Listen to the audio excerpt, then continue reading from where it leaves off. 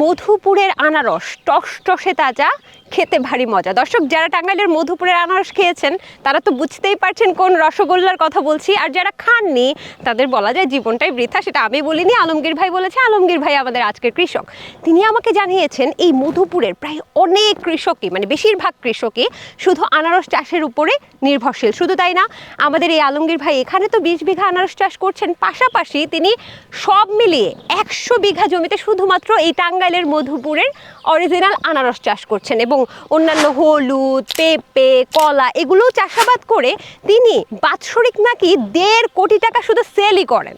দর্শক, কোটিপতি হওয়া কি আসলে কোনো ব্যাপার? চলেন আমরা আলমগীর ভাইয়ের কাছ থেকে জেনে আসি। তবে সবাইকে স্বাগত জানাচ্ছি Deepto Krishi, powered by Kazi farms.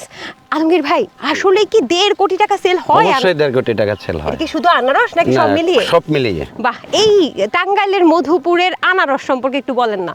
বাংলাদেশের যে কোনো প্রান্তে গেলে মধুপুরের আনারসের অপর নাম হলো মধু। এই মধুপুরের আনারস এত মিষ্টি হওয়ার কারণ হলো এখানকার মাটি হলো নাল মাটি। এই যেখানে অনেকে কাজ করছে, কিছু মানুষ কিন্তু বিশ্রাম নিচ্ছে। এনারা কি করছেন? আপনারা কি করছেন? কি করছেন? জমিতে ঘাস পরিষ্কার করছে। ঘাস পরিষ্কার করছে কি দিয়ে? দেখি তো খালা, এটা দেন তো, এটা দিয়ে কেমনে ঘাস পরিষ্কার করে? আচ্ছা, এটার নাম কি কয়? ছেনি, আমাদের ভাষায় ছেনি। এটা দিয়ে ঘাস পরিষ্কার করা কেন দরকার? আগাছা থাকলে ফসলের ক্ষতি হবে।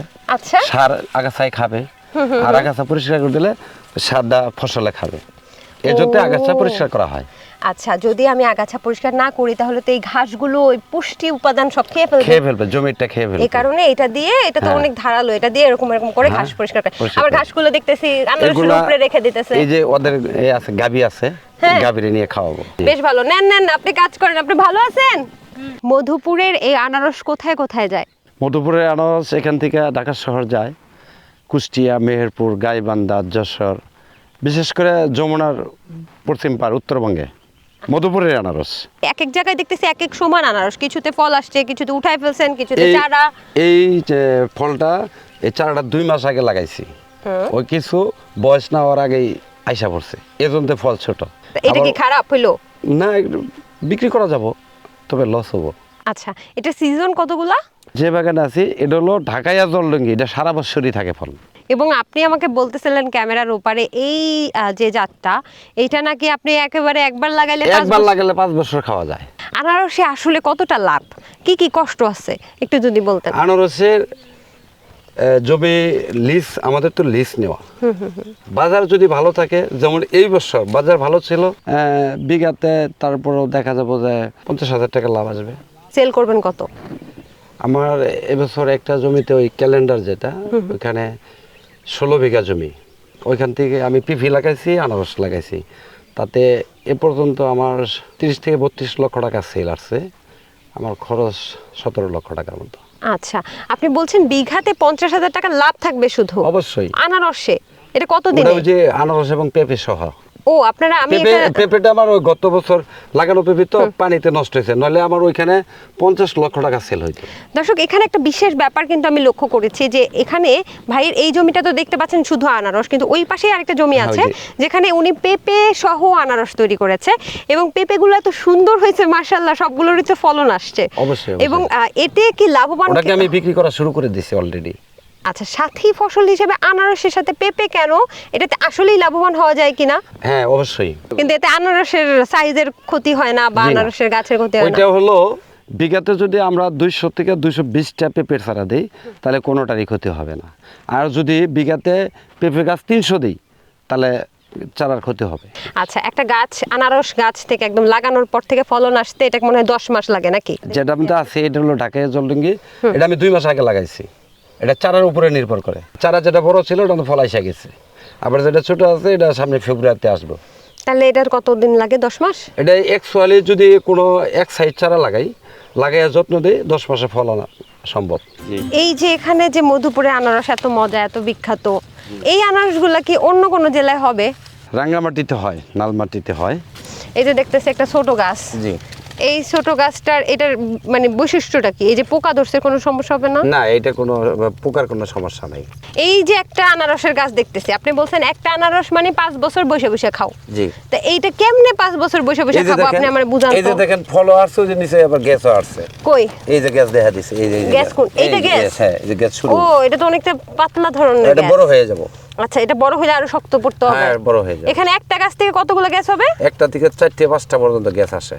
আচ্ছা, তাহলে 4টে 5টে কি কাজে লাগাতে পারেন? হ্যাঁ, 4টে 5টা। আপনি সাইডে দেখেন, ওই যে সাইডে দেখেন, ওই যে ওই যে দেখেন, এই যে গ্যাস না? হ্যাঁ হ্যাঁ, গ্যাস।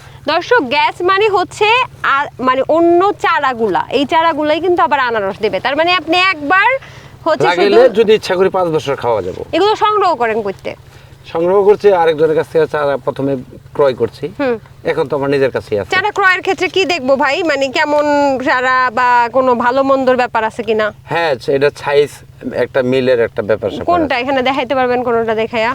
এই জায়গার মধ্যেই দেখান না থাকলে। এখানে তো অনেকগুলো গ্যাস হয়েছে। এটাও ভাঙিয়ে দেওয়া যাবে, ওটাও ভাঙিয়ে দেওয়া যাবে। দর্শক, এখানে দেখুন কতগুলো গ্যাস মানে চারা হয়েছে। 1 2, এখানে কয়টা চারা দেখেন তো? ওই দিকেও আছে চারা। এখানে কয়টা আনুমানিক? 3টা? 1 2 3 4টা। 4টা চারা, মানে একটা থেকে 4টা চারা থেকে আমি একটা রেখে 3টা ভাঙিয়ে ফেলাম। ওই এর থেকে একটা ফল আনারস খাবো। উঠছিল। হ্যাঁ, এই আনারস কাটছে যে মাটি। তো এই মাতৃ গাছটা কি করবেন? মাটি গাছ থেকেই তো আবার এই নেবো। মাতৃ গাছ থেকে এখন এই যে মোটা দিয়ে দিছে না, হ্যাঁ। চারা দিছে না হ্যাঁ। মাটি গাছ থেকে, এখন যদি এই চারাটা ভাঙিয়ে দিই, আবার ওই মা গাছ থেকে চারা দিব। তারপর মা গাছটা এখানেই রাখবেন? হ্যাঁ, থাকবো 5 বছর খাবার গেলে এখানে কিন্তু থাকবো। অনেকে বলে মা গাছ থেকে নাকি ভালো ফলন আসে। এই জাতে আসে। ও আচ্ছা আচ্ছা আচ্ছা, তাহলে তো ভালোই লাভ। অবশ্যই মানে লাভ। চারার দিক থেকে লাভ, একটা চারার দিক ভালো থেকে লাভ। লাভ। আচ্ছা, ঠিক আছে, তাহলে এই বিষয়টা তো আমি বুঝলাম। এখন আমি দেখতেছি খুব পাকা টসটসে পাকা সেই মধুপুরের তাজা আনারস। হচ্ছে আনারস। এই আনারস তো আমার খাইতে ইচ্ছে করতেছে, আমার তো চোখ পড়ে গেছে। তাহলে আপনারা আমি কেটে খাওয়াই, দেখেন। খাওয়ান নামান। আচ্ছা, এইভাবে করে কাটেন না? জি একটু বাঁকা করে কাটতেন যাতে মাতৃগাছটা ভালো থাকে নাকি? জি। দর্শক, মধুপুরের আনারস, এবং আনারস এমন একটা ফল, অনেকে বলে না যে জ্বর হলে বা যে কোনো ভাইরাল ফ্লু হলে আনারস খেতে। আসলে আনারসে এত পরিমাণ পুষ্টিগুণ, এটা খেলে কিন্তু এই যে জ্বর, তারপরে ভাইরাল ফ্লু, এগুলো ভালো হয়ে যায়। শুধু তাই না, এই যে প্রচণ্ড রোদ, দর্শক আপনি বুঝতে পারতেছেন না মনে হয়, এই রোদে আনারস খেলে কিন্তু আপনার যে ক্লান্তি ভাবটা, আপনার যে এই যে আমার যে দুর্বল লাগতেছে, এই দুর্বলতাও নাকি চলে যায়। বিশেষ করে যখন কোনো ভাইরাল ফ্লু এর সিজন হয়, তখন আনারস কিন্তু প্রচুর পরিমাণে চাহিদা বেড়ে যায়। তখন আবার আমি শুনছি কৃষকেরা নাকি দাম বাড়ায় দেয়। এটা কি সত্য? কৃষকের দাম বাড়ে না, কারা দাম বাড়ায়? বাজারে যদি 10টা ফল ওঠে, কাস্টমার 10টা, যে দাম হবে। কিন্তু বাজারে ফল উঠলো 10টা, কাস্টমার 15টা, তার চাহিদাটা বাইরে গেল। তো এইটার দাম কেমন হবে এখন বাজারে? এটা আমি জমি থেকে বর্তমানে বিক্রি করছি 21 টাকা পিস। ব্যাপারী আমার কোনো নাই, ব্যাপারী গাছ আমার বাগান থেকে কেটে নিয়ে যায়। 21 টাকা পিস? পিস। ওরে বাবা, তাহলে তো ভালো দাম পাইতেছেন। হ্যাঁ, ভালো। এটা কি অসময় না সিজন? এটাও সময়। আচ্ছা, তাহলে লাভ ক্ষতি কি কেমন হয়? বছরে সিজনে দেখা যায় যে আমার 1 কোটি টাকা খরচ হলো, বিক্রি করলাম 1,50,00,000 বা 40 বা 30 বা 1,60,00,000। বা খরচের দিক দিয়ে কোনো সময় 10 লাখ বেশিও হয়, অনেক সময় কমও হয়। আবার বিক্রির সময় 10 লাখ কমও হয়, বেশিও হয়। মধুপুরের মধু খান। আচ্ছা, ইনফরমেশনটা তো বুঝতে পারলেন, কিন্তু 1 কোটি টাকা কিন্তু আপনাকে ব্যয় করতে হবে। হ্যাঁ, ব্যয় করতে হবে। এখন এটা কি কি বললেন? এটা মধুপুরের মধু। এটা মধু? মধু খাইয়ে দেখেন, সত্যি? মধু না হলে কি জরিমানা দেব। জরিমানা? কত টাকা দিবেন বলেন? 100 টাকা দেব। 100 টাকা জরিমানা দেবে কৃষক, আমাকে বলছে যদি এটা মধু না হয়। আচ্ছা, আর মধু হলে কি দিবেন? আমরা দীপ্ত কৃষির পক্ষ থেকে আপনারা ভালোবাসা দেব, আচ্ছা, দোয়া দেব, আচ্ছা, ঠিক অনেক আছে? অনেক ধন্যবাদ।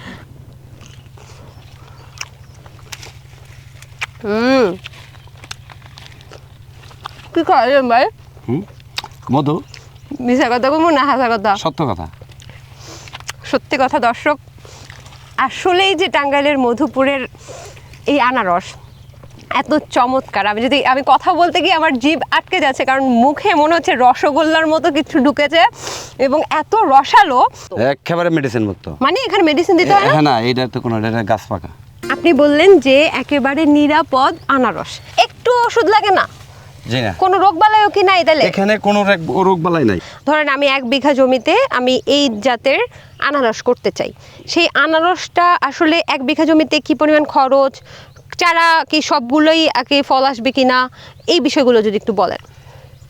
এই জাতটা আমরা যখন প্রথম চারাটা যদি মোটামুটি একটা সেম করে, মানে চারা তো ছোট বড় হয়, এক সেমে লাগাই, তাহলে একসঙ্গে ফল আসবো। আর এটা বিঘাপতি 5,500 থেকে 6,000 চারা লাগাই। আচ্ছা, যদি 6,500 চারা লাগাই, তাহলে আমরা 5,000 ফল বিক্রি করতে পারি। 5,000 ফল আমাদের প্রথমে 1 থেকে 1,30,000 টাকা বিক্রি আসবো। আর 1,30,000? হ্যাঁ, 1,30,000। এখন খরচ হলো এই চারাটার দাম বেশি। চারাটা যদি আমি কিনা দাম ধরি, তাহলে একটি চারার দাম হলো 7 টাকা। এখন যদি আমি 6,000 চারা লাগাই তাহলে 6-7 টাকা আমার চারার দাম। সব মিলাই নিরানি সারটা নিয়ে 60 থেকে 70,000 টাকা আমাদের এক সিজনে খরচ। আচ্ছা, মানে নিরানি কয়বার দেওয়া লাগে যে দেখলাম? নিরানি এগুলা হলো তো ঢাকের উপরে নির্ভর করে। আমরা যদি ঢাকটা ভালো দিতে পারি, ঢাক বলতে ওই যে খেরটা দিয়ে দেন খড় বা পাতা দিয়ে ঢাক দিই, এটা যদি জমিটা ঢাকে দেই তাহলে হয়তো 2 থেকে 3টা নিরানি লাগে। কোন বয়সে চারাটা লাগাবেন সেই অনুযায়ী উঠেন। এটা একটা গাছ, এটা 1 মাস পরে লাগানো যাবে। এটা একটু ছোট হয়, তবে এটাও লাগানো যাবে। এটাও লাগানো যাবে? হ্যাঁ, এটাও লাগানো যাবে। দর্শক, এইটাকেই বলে গ্যাজ, বা এটাই হচ্ছে সেই চারা যেটা 60 টাকা প্রতি বিক্রি করে। এবং এই যে দেখেন প্রত্যেকটা গ্যাজের কিন্তু একটা শিকড় আছে। এটা কতখানি লাগাবে এরকম কইরা? এই পর্যন্ত। এই পর্যন্ত লাগাবে। এর মধ্যে তো আপনি বললেন প্রথমে সারগুলা হচ্ছে একদম মাটির সাথে মিশাই দিবেন। এই যে চারা যখনই গাড়বো তখন চারা এই শিকড়টা বড় হবে না। এই গাড়ার কিছুদিন পরে আস্তে আস্তে শিকড় দেবো, তখন কাছে দিলে ওই শিকড়ে খাবারটা নেই। আর যদি দূরে দিই তাহলে তো নাগাল পেলো না। আচ্ছা, যেমন মনে করেন যে এই যে চারাটা লাগাইছি এখানে দিয়ে রাখি। আচ্ছা, তারপর আর বড় যখন বাড়তি হয়ে যাবে তখন এই তখন যে বড় কেল দিয়ে এইভাবে ছিটিয়ে যাবো। সিটাই দিব। এটা কি 2বার করেন? 3বারও দেওয়া হয়, 3বারও 2বারও দেওয়া দেওয়া হয়। হয়। সার জৈব সার বেশি ব্যবহার করলে কি ভালো ফলন আসে? শুধু জৈব সার ব্যবহার করলে ভালো ফলন আসবে না, রাসায়নিক সার ব্যবহার করতেই হবে। সেটা অবশ্যই পরিমিত পরিমাণে হ্যাঁ, নাকি? অবশ্যই পরিমাণ মতো। আপনি যদি কীটনাশক ছাড়া যে ফলাইতেছেন, এখানে যদি আপনার কীটনাশক দেয়া লাগতো তাহলে কত টাকা সেভ হয়েছে আপনার? 5,000 ফলের মধ্যে যদি দিতে যাই কম করলে 8 থেকে 10টা কুইন্টাল লাগবে। যদি 8 থেকে 10টা কুইন্টাল লাগে তাহলে 3,000 টাকা সেভ। যদি সিজনে 2বার ব্যবহার করি বিঘাতে 6,000 টাকা সেভ। তাহলে 100 বিঘা জমি হলে 6 লক্ষ টাকা সেভ। 6 লক্ষ টাকা উনি সেভ করতেছে শুধুমাত্র জৈব পদ্ধতিতে নিরাপদ ফল উৎপাদন করে। আপনারা ভাবেন যে বেশি করে মেডিসিন ভালো ফল না, এখানেও ভালো ফল আছে, আমি খেয়েছি, খুব মজা। তাহলে কি উনি দাম পাচ্ছেন? আপনি তো দামও ভালো পাইতেছেন। অবশ্যই পাচ্ছে। মার্শাল্লাহ। একটু বলেন তো সমস্যা আছে নাকি কোনো? রাস্তার সমস্যা। এটা ফলটা তো সাধারণত নামে বর্ষাকালে, আর এই পাহাড়ি এলাকা এবং তো কাঁচা রাস্তা, এগুলো রাস্তাঘাট খারাপ হয়, তখন আমাদের এখান থেকে ঘোড়া গাড়ি অথবা অটো বা ভ্যান দিয়ে বাজারে নিতে হয়। আমাদের এখান থেকে 5 কিলো দূরে থেকে 1 বস্তা সার আনতে এই বর্ষাকালে 50 টাকা ভাড়া দিছি, যার ভাড়া হয় 10 টাকা। রাস্তা খারাপের জন্য আমাদের 40 টাকা 1 বস্তা সারের জন্য ভাড়া বেশি লাগছে। আমি যদি এখানে দেখা গেলো আমি জমিতে বিক্রি করছি 21 টাকা, এটা বাজারে নিলে আমার বিক্রি করতে হবে 30 টাকা। আচ্ছা, 4 টাকা এখানে খরচ আছে। আবার বাজারে যে নেমু যারা কিনে নেয় তারাও কিছু আমাদের কাছ থেকে নেয়। সবসময় আমরা কৃষককে বলি কৃষক দাম বাড়াইছে, কৃষক দাম বাড়াইছে। আসলে যে এর ভিতরে কত মধ্যস্বত্বভোগী আর কত কারুকার্য, সেগুলো কিন্তু আমরা খুঁজতে যাই না। একদম প্রান্তিক কৃষকের কাছে যখন আমরা কথা বলি তখনই বুঝতে পারি। ঠিক আছে আলমগীর ভাই, ভালো থাকেন। অনেক কথা হলো।